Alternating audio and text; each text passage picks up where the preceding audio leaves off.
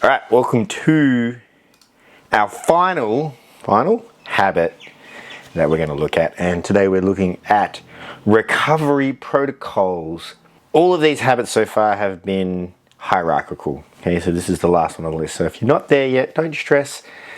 But there are some pretty simple implementations we can use to get this going. So first off, what are your recovery needs? Well, that depends on what your goals are. So if my goal is just general health and maintenance, it's fairly simple. Just light to moderate exercise 3 to 5 times a week and should be pretty good.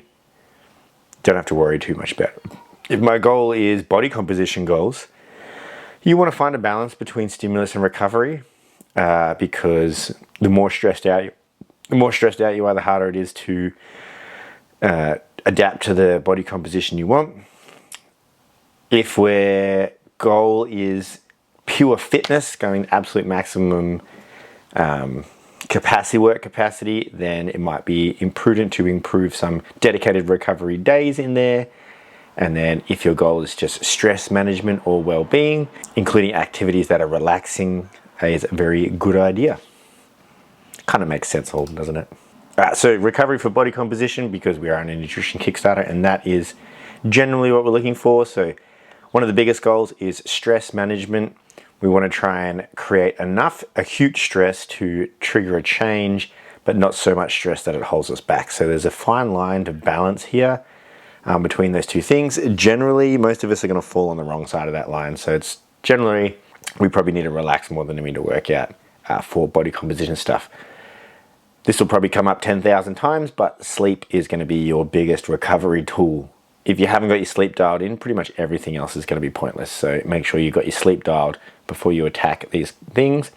And then additionally, one of the biggest stresses that we will have will be exercise and hard exercise, which is good for you, don't get me wrong, but it is stressful. So we want to make sure we can recover that and utilize exercise and the things around it to help us with our recovery versus hinder. If you were to look at an optimal daily recovery timeline, it might look something like this. So in the morning, some light movement and mobility work, gets the blood flowing, reduces some stiffness, also get some sunlight, and then do some deep breathing exercises like a meditative practice to activate your parasympathetic nervous system to put you in a chill state as opposed to waking up stressed out of your eyeballs. That'll also be very useful for post-workout recovery. So if we can, after a workout, do some controlled breathing, which will help down-regulate your nervous system after intense exercise. Intense exercise is what we like to do. So what we don't want to do is just carry that intensity all throughout the day. So you just want to be nice and relaxed after that. Also some light moving and walking. And then, would you believe, a bit of compression. So those yoga pants you've been rocking, rock them all day. Helps to increase blood flow. Pretty much anything we can do to increase blood flow is going to help. In the evening, there's also some tips we can do very similar to our sleep one. We can decrease our body temperature. Again, we can do some light stretching to release some physical tension, and then obviously minimize blue light to stop us from screwing up our sleep cycles. I don't know if you can see a theme here, but a lot of this is around sleep. Now, monitoring your recovery, there's heaps of different ways you can do this depending on what you want to do. So if you want to not spend any money, you can just take your check of your own mood and then go from there. Also, it's got basic tech markers in here with your morning heart rate. I mean, you can check your pulse with no equipment. All you need is a clock, and you know how to find your pulse. If you don't know how to find your pulse, then Google it. It should be fairly simple to find, either in your wrist or your neck. Heart rate variability is one that you can play around with. Just remember that heart rate variability is based on you personally, not a world average. My heart rate variability can go up to like 300. And so when I tell people that, they think, well, I'm an idiot, but it's based on your personal style. So if you go from 10 to 15, that's a 50% improvement. If you go from 300 to 400, that's only 33%. So you're doing better. And then making sure you sleep. Oh, did I say sleep? Sleep tracking is there. There are also some performance indicators you can use. At the gym, we have a grip dynamometer. So if you're feeling a bit down and you want to just test to see whether you're ready to go, just grab that bad boy and give it a squeeze. Obviously, you need a baseline first. But Always good fun. That's what I do if I'm not feeling too great. I just grab that grip thing, measure my grip, and if it's not over a certain number, I go, I'm going to back off a little bit today. Same can be said with jumping. If you find you can't jump high or far just because you're tired or whatever, that's generally a good indication that you're whacked out. And then you could just take a general training capacity. Maybe your lifts or your movements are a bit slower than normal. There are some recovery myths, in case you didn't know. The big one is soreness does not mean muscle damage. Most soreness is actually neurological, and it's basically telling you you're inflamed. So if you're super sore or not sore, that doesn't actually have an effect too much. It is a little bit on recovery.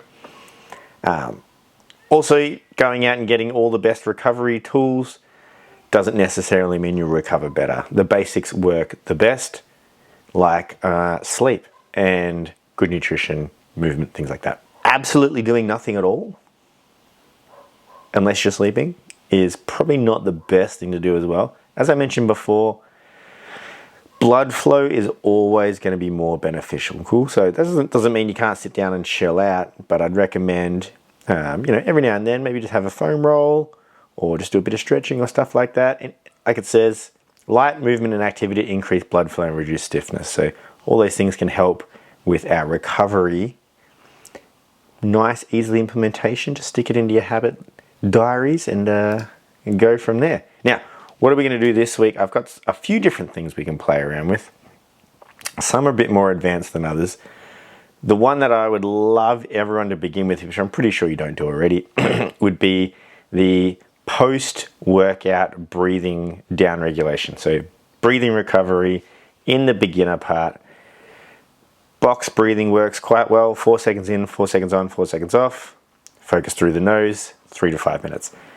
This will basically switch your body out from killing things like weights to relaxing.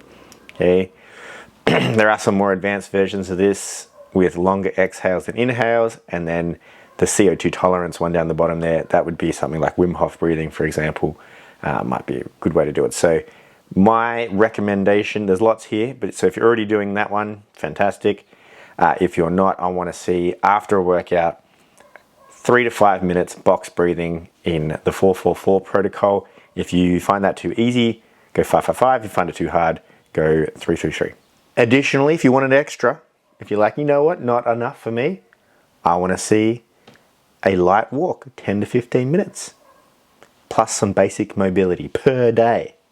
That would be pretty cool. So if you can get a light walk and some basic mobility in each day, on top of doing your workout and doing down regulatory box breathing, that would be fantastic. Cool. There are some intermediate and advanced versions of movement recovery, but honestly, I'm going to put them in. I doubt anyone's even there, but some low intensity skill work might work well, some compression wear while you're doing that. So mainly skill stuff is where you would do that, so you can just get the brain thinking without the body worrying too much. And then so there's a more advanced one with blood flow restriction training, which could be a bit of fun, and then some movement-based contrast methods with an integrated training program. Honestly, that's pretty advanced. Definitely possible. So if you got all the other 6, or 5, come to me and I'll hook you up with that. Leading off that last one there, some advanced recovery measures. We've got that blood flow restriction, contrast recovery. There is also things you can do such as biorhythm synchronization. So you can measure cortisol at different times throughout the day and to see whether cortisol and testosterone, and see where about your natural rhythms are to get the most out of your training. And then we can also muck around with things such as HRV and stuff like that to guide us through our training phases as well. Again, pretty advanced.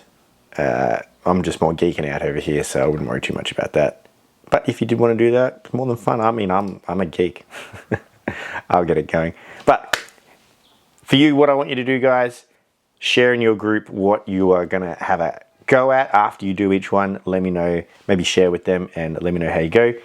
Bonus points if you do it within your group. Tell me any ideas that you might have for recovery that are beyond this, might be nice. And then always look back to your goals. This is our last week of goal creation. Next week will be a little bit of a look back and see where we're at with certain pieces, and then we'll also get into our second scans at the tail end of things. So look forward to doing that. Let me know if you've got any questions. I'll see you soon.